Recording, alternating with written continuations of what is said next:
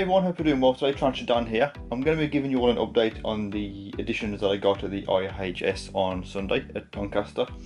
So as you can see, they're all rehoused. Some of them I actually have, I think I only have the rehousing footage for the giant centipede, but the rest of them I have maybe some feeding videos or just take a look at them.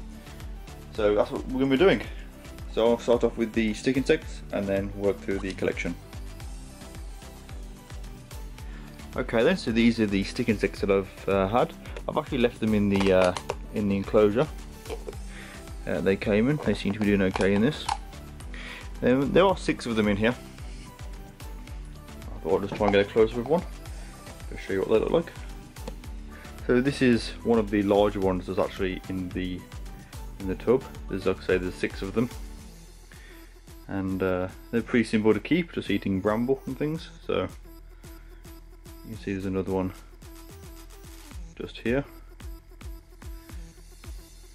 A lot of them are sort of like underneath, hiding away. So obviously I can't really do much with these. I'm not going to handle them or anything because of how delicate these are.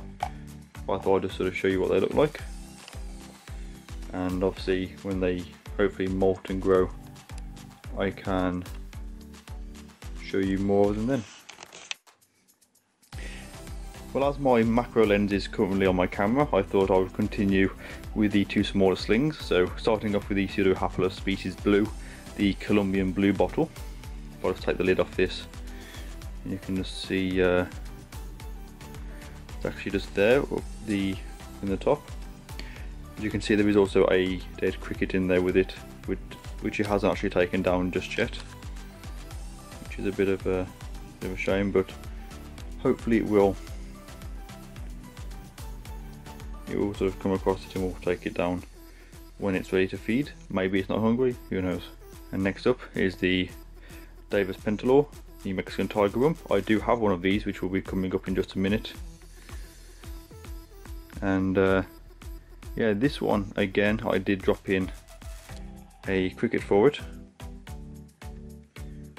and it is actually taking it down. I haven't rehoused this one because of how small it is, so after the next molt I will be moving it up into something a little bit larger. Okay then, so the next species will be the Cercopelma species Rehousing.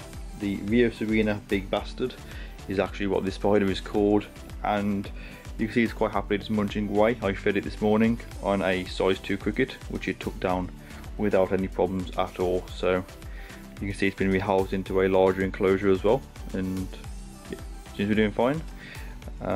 Just kind of reminds me of the Somatopoda with the bands on the legs, but obviously more of a terrestrial version. That's just what I think of as a sling, the sort of comparison between the two. But of course, spiders sort of, you know, that's the only sort of similarity that they have.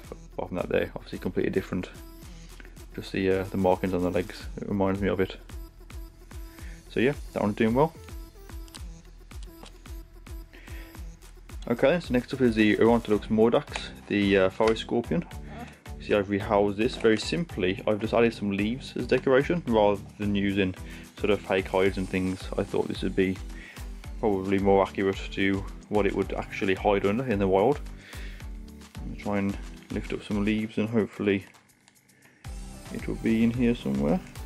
You can see it's in there quite happy. This one's still doing really well. It's got all of its limbs. It's not eaten yet, but it could be maybe, you know, sort of settling in and things. Obviously the other one did die, which is a shame. But so yeah, that's a quick look at that. I shan't be bothering this too much. I shall just very carefully. Oops. Just drop him in there.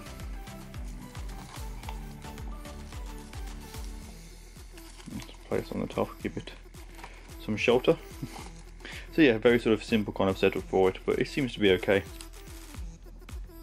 Okay then, so next up is the Pac-Man frog. I don't know the exact species of this, so I'll have to try and find that out. But yeah, this is the Pac-Man frog. Now, you may have saw in the actual pickups video I had in here already, there is a locust in here, which he hasn't actually taken down yet. So, but the actual Pac-Man frog is sort of under here. I don't know whether you can just see that little bit of green down there. Now I won't be getting this out because of course they are poisonous. Obviously I always wash my hands after handling animals anyway, but I will not be sort of stressing this out or sort of I'm not going to dig it out to handle it. So unfortunately you'll have to just wait until there's a feed him video of it to sort of show you how it looks. Although there's plenty of videos of Pac-Man frogs on YouTube, feel free to search those of course. But how I'm keeping it very simply is in a container with a few inches of substrate in it, damp. I'll put the frog in there and it's burrowed down, it's covered itself up, and that's it. It's kind of like owning a trapdoor spider. You only see it when you feed it, but when these are fully grown, they are the size of your hand. They're really big frogs. So yeah, hopefully you guys will enjoy the future videos I'll do of this. I'm sorry you can't actually see it though. It's just one of those things. Okay then, so next up is the giant shield mantis, and this one's actually on the top, and he's doing very well. It has eaten twice since I've had it. I'll just bring it into the focus of the lens so you can actually have a better look at it. You see it's a very curious looking guy. It's looking around. A bit of a sway. It's not that big. They do grow quite big though. And these are harmless. They don't pose any threat to humans. They're pretty chill, to be fair. So he's looking right at the lens, listening to my voice and things.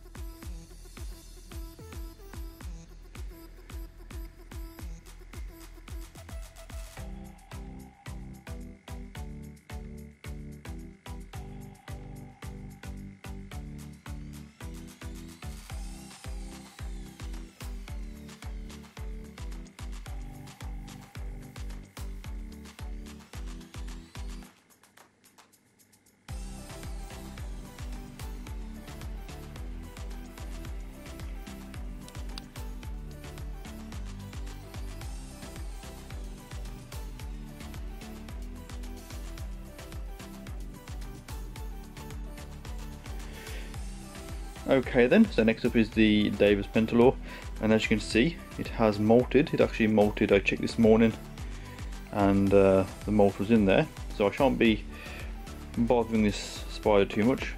I'm going to show you very quickly. You can see the carapace is just there under the back leg. So there it is. It's the Mexican tiger rump.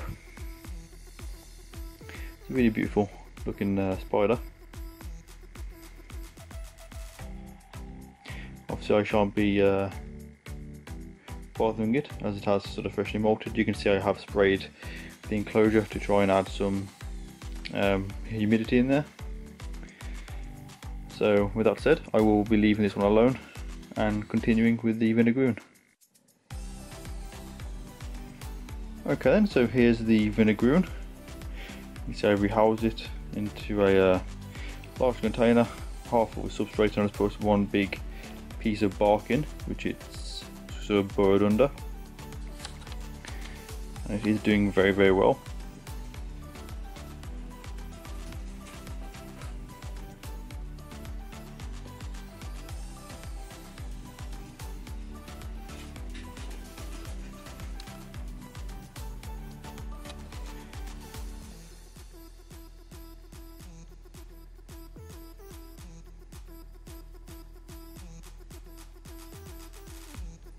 So as you can see, that one is doing just fine.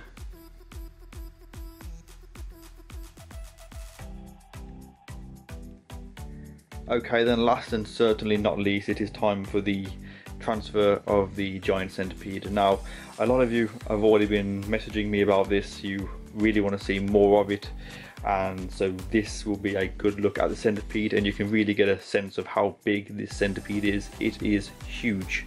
It is absolutely huge. It's a monster. So of course, if you enjoyed this video, don't forget to hit the subscribe button and hit the bell icon so that you don't miss my future uploads, and of course don't forget to like and leave a comment. And with that said, I hope you enjoy this next part and the rest of the video, and then after that I shall see you in the next video.